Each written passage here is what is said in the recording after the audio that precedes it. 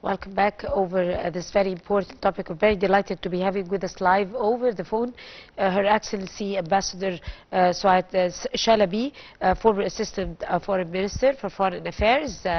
Good morning, Ambassador Shalaby. Good morning. How are you doing? Fine, thank you. Of course, Prime Minister Dr. Mustafa Madbouli earlier formed a committee concerned with strengthening and empowering the Egyptian-African relations. I mean, we are part of Africa. We're part and parcel of Africa. And empowering Africa is our first and foremost goals for the coming 10 years. If you would like to elaborate. Yes, of course.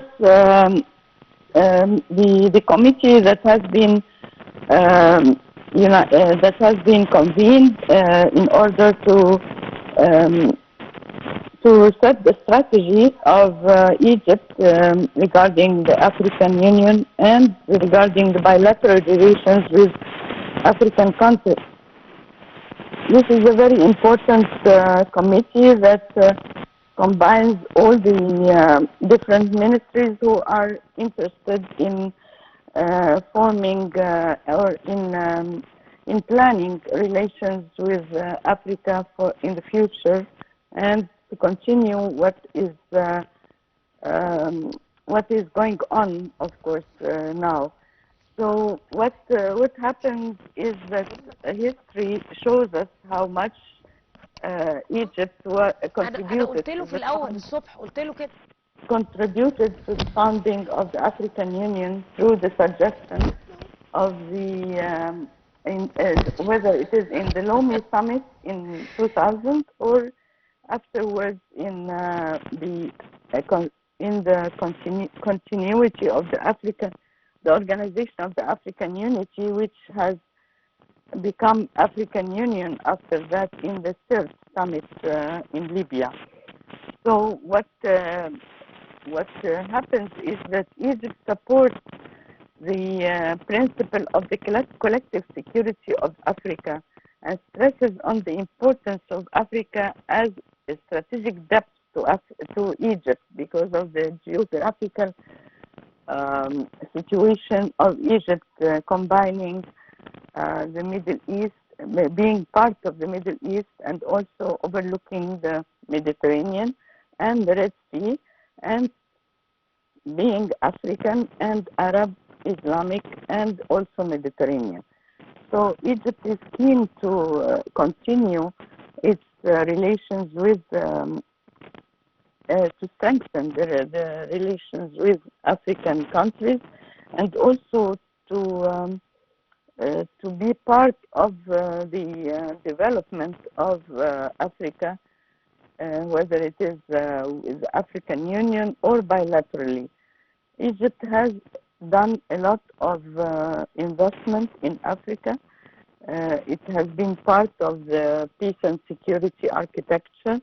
It has been part of the evolution of Africa, whether it is the strategy of the 2030 or the 2063, which is the development agenda. And it has been part of the NEPAD. It has been part of COMESA. It was member of the COMESA since 1989. So it has been part of the Pan-African Parliament. It has been part of the Economic and Social Council and Cultural Council of Africa. So as we see, it also hosted many African summits, and it has hosted many African ministerial meetings, ministerial cooperation meetings, Arab-African meetings.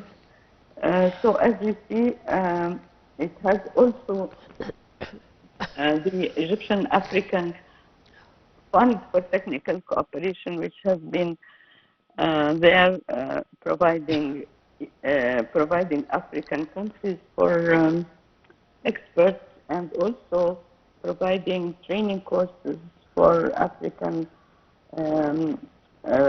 African nationals in different in different fields, in agriculture, in trade, even in military, and also police academy is offering courses for Africans. Also, Egypt has offered scholarships for Africans in Azhar University and also in Cairo University and other universities. Right. Ambassador Shalaby, also when we are concerned with consolidating relationship with the African countries, our neighboring brotherly African countries, it's not only for development but also in solidarity to stand up to different challenges like climate change, for example, like different challenges, I mean terrorism, like different economic challenges, different crises that naturally face countries. So if you would like to elaborate. Yes, of course, Egypt has been helping Africa also, and learning from African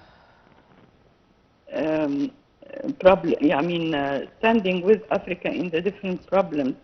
Egypt has been offering its expertise whenever there is, for instance, drought, and whenever there is hunger or water scarcity in the southern or in the western African regions.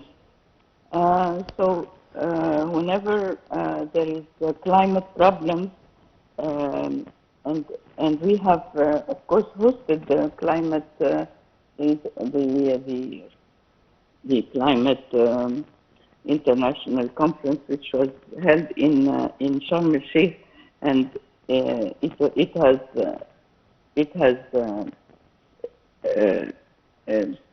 has a strategy for Africa, and Egypt has been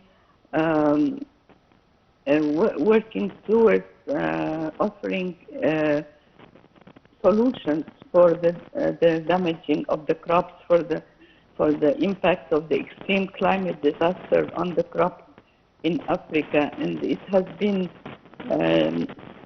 working towards climate financing in order to fight the climate change for vulnerable countries in Africa who can't cope with the climate change. And it has obliged donors to release resources and to supply technical know-how for countries who are facing the climate crisis and drought and floods, and this is of course one of the roles Egypt has been doing in order to help its brotherly countries, right, African countries. Also mentioning Egypt's role in the African continent, which is, by the way, one of the leading roles. I mean, Egypt not only depends on a leading role inside the Arab region and in Africa, but also depends on the soft power, which is very popular for our leader, President Abdel Fattah Sisi. He has attained the soft power policy in almost all his policies, in partnerships with countries, in bilateral relations and everything. And usually, I mean, actually soft power is the language of the momentum. How effective is soft power when it comes to bilateral relations, economic partnerships, political partnerships, I mean, social partnerships? I mean, how important is the soft power at this time? It's very important, of course, because Egypt's affiliation with Africa is beyond its geographical and historical dimension. Its affiliation has been a major component of its identity, because Egypt is African and all the Egyptians feel African. So throughout the ages, Egypt's role has been to extend its culture to Africa, extend its language. There has been many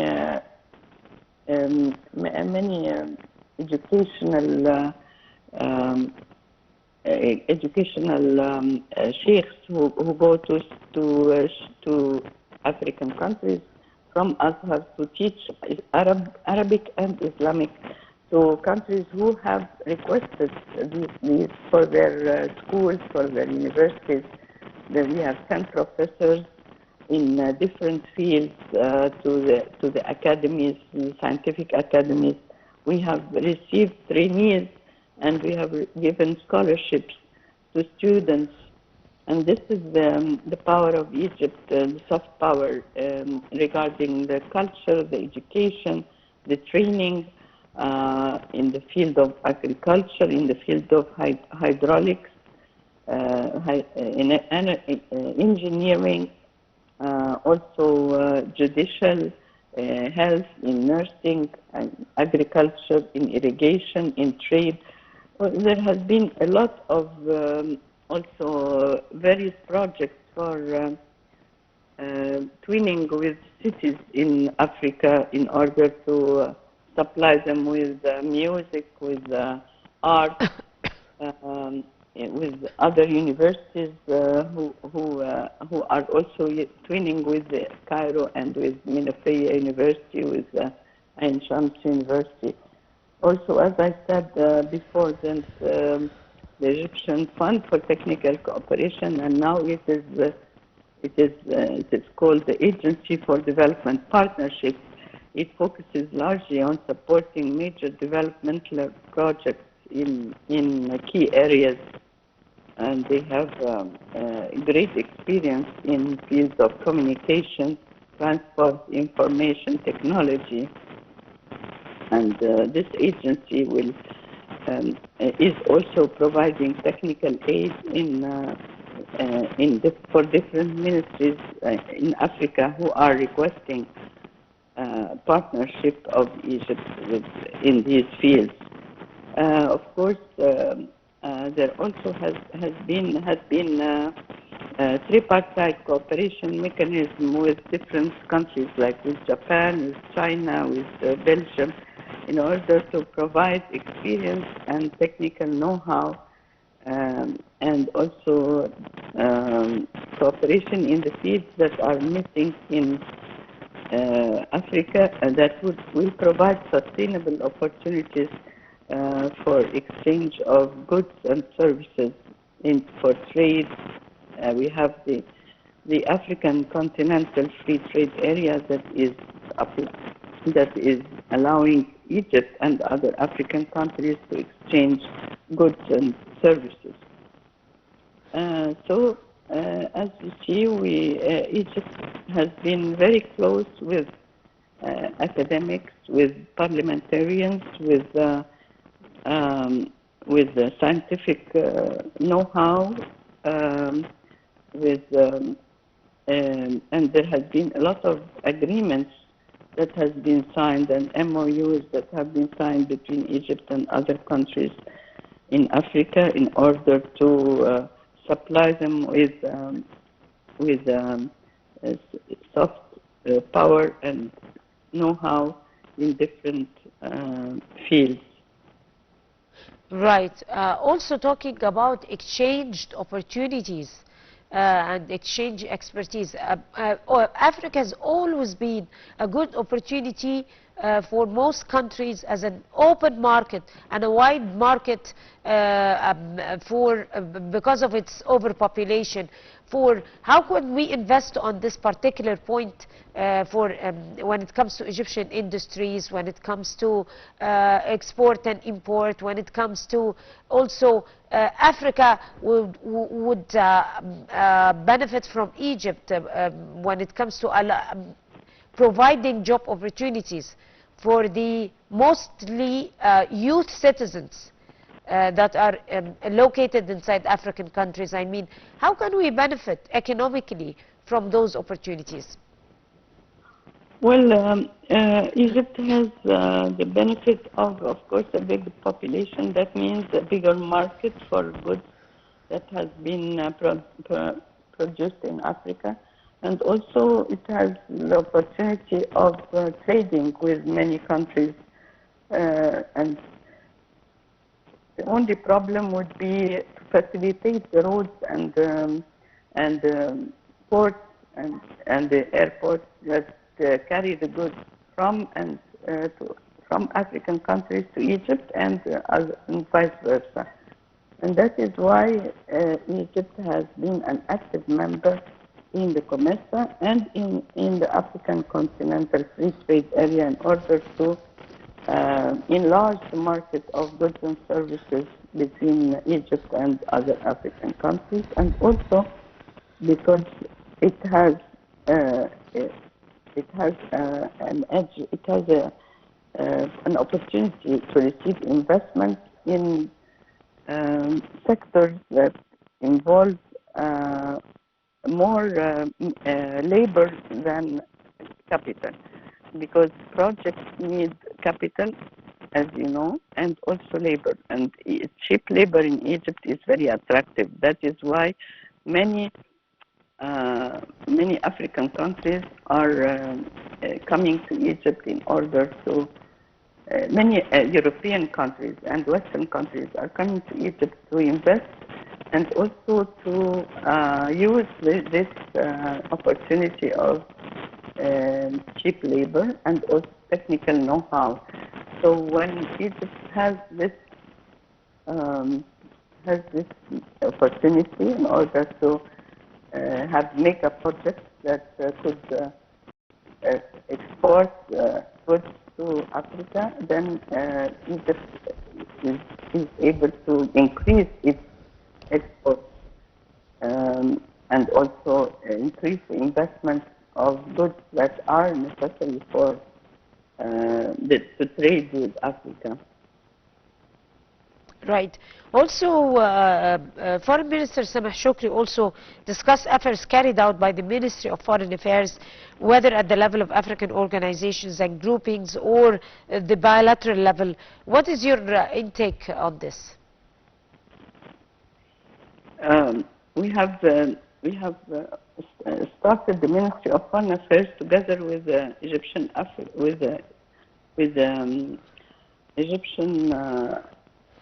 with the Cairo Center for Training with Africa. The Triple CPA has been starting the Aswan Forum, which has been this is its third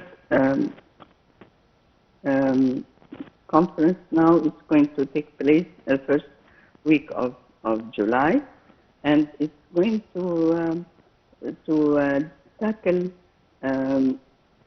all the problems that are facing Africa and other countries regarding the future of the continent, because as you know, the Aswan Forum is mainly it combines many representatives of different countries, and it has it sheds light on the growing economies in the world, and also it promises it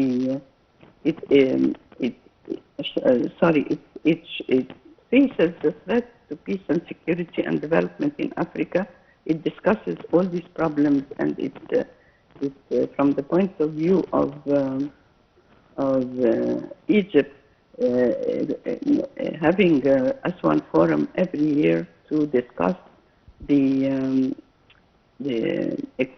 to expose also the weaknesses, the vulnerabilities, and the shortcomings of the continent's security structure and mechanism. This is one of the most important highlights that Aswan Forum is stressing, and Minister Sameh Shukri has asked the different countries who are coming in the Aswan Forum to first to form a platform to address those issues, and also to bring together